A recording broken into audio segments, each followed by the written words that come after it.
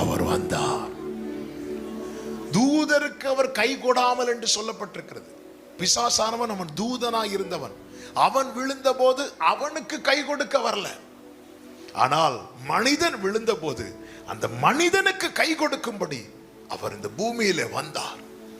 கர்த்தருக்கு மகிமை உண்டாவதாக. இந்த வேதம் முழுவதும் நீங்க பார்த்தீங்கன்னா, எஸ்பெஷலி பழைய ஏற்பாடு ஃபுல்லா நீங்க பார்த்தீங்கன்னா, ஒவ்வொரு புத்தகத்திலும் கிறிஸ்துவை குறித்ததான தீர்க்க தரிசனம் உரைக்கப்பட்டு கொண்டே இருந்தது. கர்த்தருக்கு மகிமை உண்டாவதாக. நல்ல கவனமா கேளுங்க. ஆமென். மனிதனை மீண்டும் இந்த அனுபவத்துக்கு கொண்டு வரணும். பிசாசானவன் சர்ப்பத்தை பயன்படுத்தி மனிதனை விழத்தள்ளினான். கர்த்தர் மனித சாயலை எடுத்து சர்ப்பத்தின் தலையை நசுக்கும்படிக்கு திட்டம் போட்டார். ஹல்லேலூயா. பிசாசு உனக்கு விரோதமாய் ஒரு திட்டம் போடுகிறான் என்றால், அதைவிட பெரிய திட்டத்தை கர்த்தர் உன் வாழ்க்கையிலே போட்டு பிசாசின் தலையை நசுக்கும்படிக்கு அவர் தீர்மானித்திருக்கிறார். ஆமென். ஹல்லேலூயா.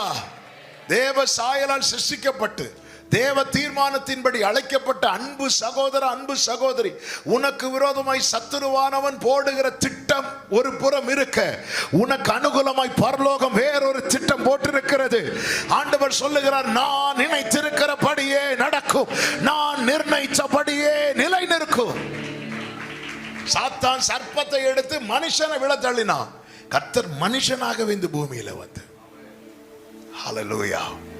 எனவேதான் வேதம் சொல்லுகிறது, அவர் பிதாவுக்கு சமமா இருப்பதை கொள்ளையாடின பொருளாய் எண்ணாமல் தம்மை தாமே வெறுமையாக்கி அடிமையின் ரூபம் எடுத்து. அந்த ரூபம் தான் எந்த ரூபம்? நம்முடைய ரூபம்.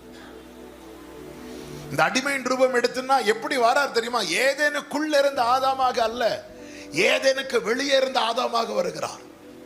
ஏதேனுக்குள்ள இருந்த ஆதாம் எப்படி இருந்தான் தெரியுமா? அவனை சுத்தி எது கவராயிருந்து? குளோரி, மகிமை கவராயிருந்துச்சு. அவன் நிர்வாணியா இருந்த பிறகு அந்த நிர்வாணம் வெளியே தெரியாத அளவுக்கு மகிமை கவரா இருந்துச்சு.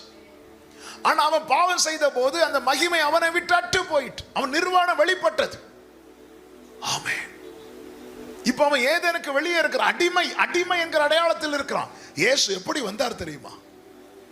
ஏதேனுக்குள்ள இருந்த ஆதாமாக அல்ல. எனவேதான் அவர் பிறந்த போது அவரை சுத்தி மகிமை சுத்தி இருக்கவில்லை, பிள்ளையை துணிகளிலே சுற்றி. ஹல்லேலூயா. ஆதி மனிதன் ஆதாம் பாவம் செய்து அந்த நிலையை அடைந்தான். இயேசு கிறிஸ்து பாவம் செய்யவில்லை, மாறாக எனக்கும் உங்களுக்கும் உதவணும் என்கிற ஒரே காரணத்தை மனதில் வைத்து அவன் ஆண்டவருடைய அன்பை பேசினா அவ்வளவுதான். செய்தியெல்லாம் இன்னைக்கு ஸ்டாப் ஆயிரும். க்ளோரி.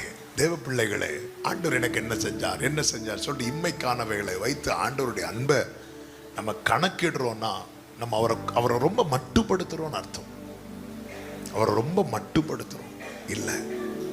ஆண்டவர் நினைச்சா ஏதேனுக்குள்ள இருந்த ஆதாமாக அவரும் வந்திருக்கலாம்லங்க.